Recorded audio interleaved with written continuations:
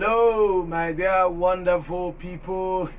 How are you doing today? I'm so glad to come your way through this platform, the African Development Network.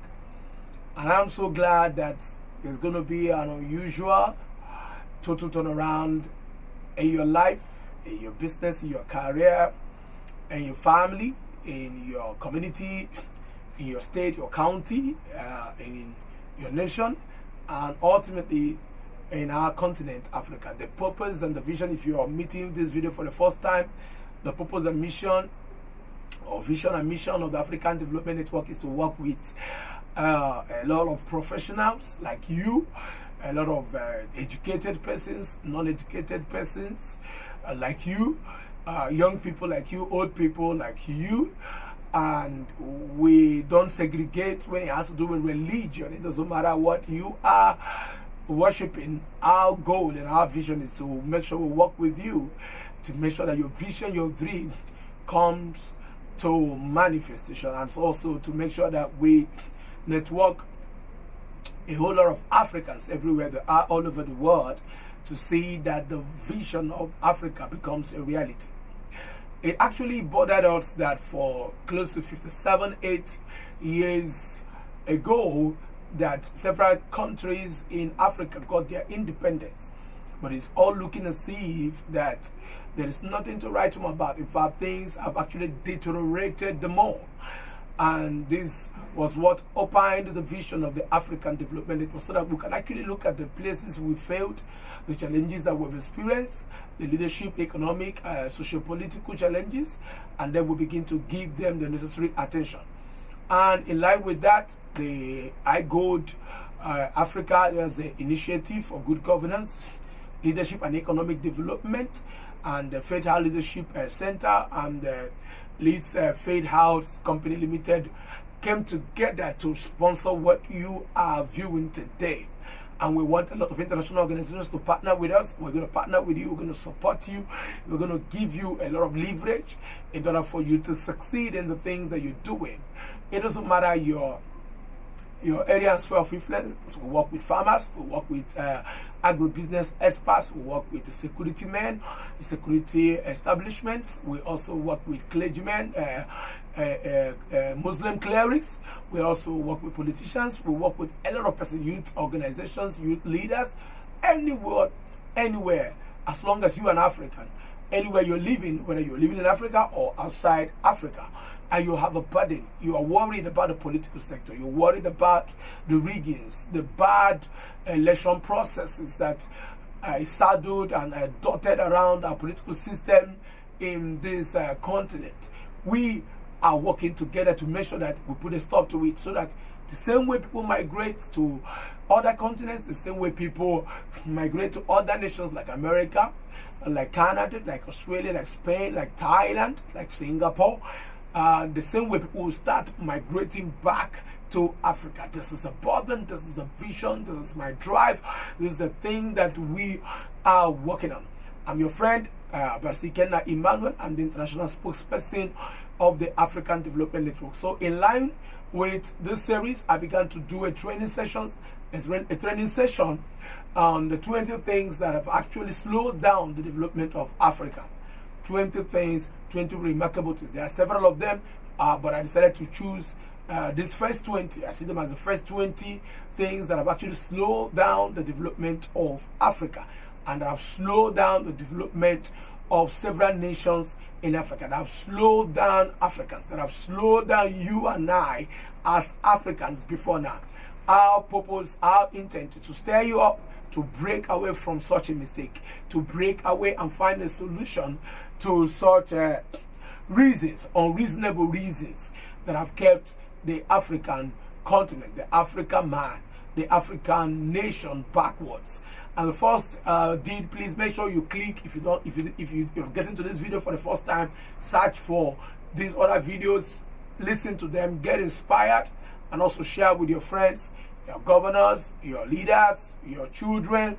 And I want to let you know, like, who knows that this inspiration is going to blow everywhere, and you're going to serve as one of the persons that contributed his or her strength, intelligence, and money to see the transformation of our continent Africa. And I said number one mistake is the mistake of what I call the over-dependency syndrome. The over-dependency syndrome. The over-dependency syndrome. And the second one has to do with the slavery mentality. Once you are a slave, you will not be able to make advancement and develop yourself, your community, or your continent. The third one has to do with the preference of religion to scientific innovation. Thank God for religion. A level of Africans are religious, and we have relegated scientific innovation to the background. This has affected the development of the continent of Africa. The fourth one has to do with the separation of hard work from God's work. We always depend on God. God wants to do that, but we have relegated the issue of hard work to the background. A lot of people are lazy. A lot of Africans are lazy. And the fifth one has to do with the foolishness of endless waiting on God to build our nation. The foolishness of endlessly waiting for God to build our nation. And I said in the last video that God is also tired and endlessly waiting for you and I as Africans. The next one has to do with the mistake of massive ignorance. Wow. Massive ignorance is a major mistake, has been a major mistake, has been a major reason why the African continent, the African man, is not experiencing development. And the seventh one has to do with the ruthless selfishness and unpatriotic attitude of Africans. The ruthless selfishness and unpatriotic attitude of Africans. And for today, I will be talking about something that I see as very, very important to me when it has to do with the development of a person, development of a community, development of a family, development of a continent. And that is what I call falling into the error of poor management of your time. Falling into the error of poor time management. Falling into the error of poor time management. Wow. This I have come to diagnose is the mother of all retardation, is the mother of all undevelopment, is the mother of all stagnation of individuals, stagnation of communities, stagnation of organizations, stagnation of churches, stagnation of business empires, stagnation of everything. As long as you are falling into that error as an African, into the error of poor time management, it is difficult for you to develop. I hear a lot of nasty, stupid things around my continent that they call African time. Meaning if there's a meeting by 8, you can actually come by 10. And everybody calls it African time. People don't take seriously issues when it has to do with time. It's so worrisome to see that even in high-profile meetings where executives of government are invited for a meeting that was scheduled to start by 9, you find people strolling sluggishly by 10:30, and they call it African time. Sometimes churches don't start till about 30 minutes after the time scheduled. You find out that people don't come to work. Work's supposed to start by 8. You find people coming by 9:30. And they will always give you 1 or 2 powerful or 3 and motivational excuses why they came late, and they call it African time. This was my lifestyle until I came to realize that my utilization of the time, that lifetime and God has given unto me, determines to a great extent how I will ever develop, succeed, and make advancements. Your success, there today, is dependent on your usage for time. The time you're using to play games on your camera, your phone, the time you're using to waste and chat with friends can actually be used to invent something that could transform your community. You have had a lot of trainings, or maybe probably the teachings on time management, but you find that you require high-profile discipline for you to be able to manage your time. I've taught a lot of people about time management, but you find people loitering about, wasting time, not reading their books. You find that in developed countries, people value their time. That's why they pay people per time. People value their time, but in Nigeria and in some of African nations, they pay them monthly. So somebody can come to work about 3 days or 5 times or 6 times in a month, or 30 days or 31 days, and you still collect salary. But that is not obtainable in sane climes. It's not obtainable in developed nations. These are the things that have made Nigeria and other nations to get deteriorated every day. Why? Because people don't have value for time. People don't work, but yet they earn salary. You don't do that in America. You can't do that in Canada. Everything, there's a clock, there's a time, monitoring your input into the system. One of the things that time does to us is that it determines how much input we are put into the system, and it also determines how much output that we are going to experience. The subject matter of time management can never be overemphasized when it has to do with the development of a continent, the development of a nation, the development of a community, the development of an individual, the development of a church. It doesn't matter your vision, it doesn't matter your burden, as long as you don't have this respect for time. Time cannot be stored. Time cannot be deferred. Time wasted is lost forever. Africans, we must wake up. 56 years have gone. Calculate it into hours, and we have discovered that we have wasted time. Whereas our counterpart continents and counterpart nations are investing time in several issues, innovation, several ideas, concepts, producing softwares, and we have turned ourselves to become consumer continent and consumer nation. We consume our food, we consume the food that is imported, we consume electronics, we consume security, we consume economic policies, we consume entertainment junks. How long will we continue to become consumer continent and consumer nation? It's important at this point in time, under the auspices of the African Development Network, for us to begin to work together to make sure that we deal with this issue of poor mismanagement of time. Once you fall into this error, you will lose motivation. Once you fall into this era of poor management, you will lose your ability to maximize your potentials. Once you fall into this trap and this era of poor management, you won't have the fulfillment of life.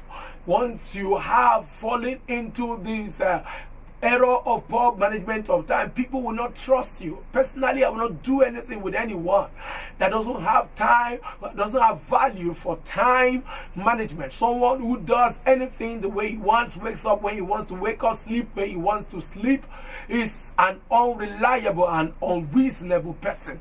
And this is one of the reasons that African nations are not recognized in the international arena. It is imperative at this point that everyone needs to wake up, from the president of each nation to the last and poorest person that have ever existed that is living in this part of this world. That until we wake up on the issue of management of our time, we need to put our time in, we need to invest our time in innovation, we need to invest our time in leadership development, we need to invest our time in mentoring people, we need to invest our time in engaging systems that will build good roads, systems that will deal with the issue of our fallen judicial system.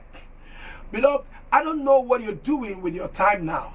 The time you're wasting can be invested in agriculture. The time young people play games, waste all the time, watch television, watch soap opera, can actually be invested when it has to do with the development of your community. You have all it takes to transform your system. You have all it takes to build capacity. You have all it takes to invest. You are a solution that Africa is waiting for. You are a solution that your community is waiting for. You are the solution that your family is waiting for. But the answers to your adequate, efficient management of the time that you have at your disposal. Let me tell you something. You have a choice to either waste your time. You have also a choice to either invest your time towards the transformation of your system. I want you to know that it is an error that we must all correct in this part of the world for us to begin to invest our time in profitable ventures. For me as a person, I'm taking this time to be on this broadcast to inspire you. I'm supposed to be sleeping by now. I haven't worked all throughout yesterday, stressed up. But I am here today to inspire you, because I believe that time does not wait for anybody. It's so bad that it has actually crossed when it has to do with families. You find young people in developed countries at the age of 19, 18, they are now running for elections. They have left their parents' houses. They are now doing one or two things to assist. They are earning money, but you find someone in Nigeria, in Africa, 31, 33 years, they are still depending on their parents. They are still depending on their uncles. They are worried that you're not helping them. It's an error. Parents are still saying, my mom has summoned me, my dad has called me, they have called me. Yes, I'm not saying you should disrespect them, but you need to invest time in yourself. You need to add value to society. Time is not on your side. Life is divided into good morning, good afternoon, and good night. From the time you are a teenager, from the age of 11, 12, 13 is your good morning, and it runs to 19, 20 years. That is your good morning. From 21 years to 35, 40 years is your good afternoon. From 45, 50 and above is your good evening. From 50 and above is your good night. And until you realize this, you cannot invest time. Time is running. I'm 43, 44 already. I'm running to make sure that I fulfill my time frame. I make sure that I invest the required time to succeed, to invest in you, to invest in my generation, to invest in my proteges, to invest in my children. I'm burning my life to make sure that I don't die with my potentials. I don't die with my dreams. I don't die with my vision. I don't die with the things that God has placed in my heart. That's why I'm spending this time to talk to you, to invest in you, to invest the time in you. And I trust that as you maximize your time, I see you succeed. I'm done with you with this video, and I know that you have been inspired. Please go and work on your time. Call down leisures, call down pleasures. Get the time, put a goal, set targets, invest in yourself. Go and read books if you're idle.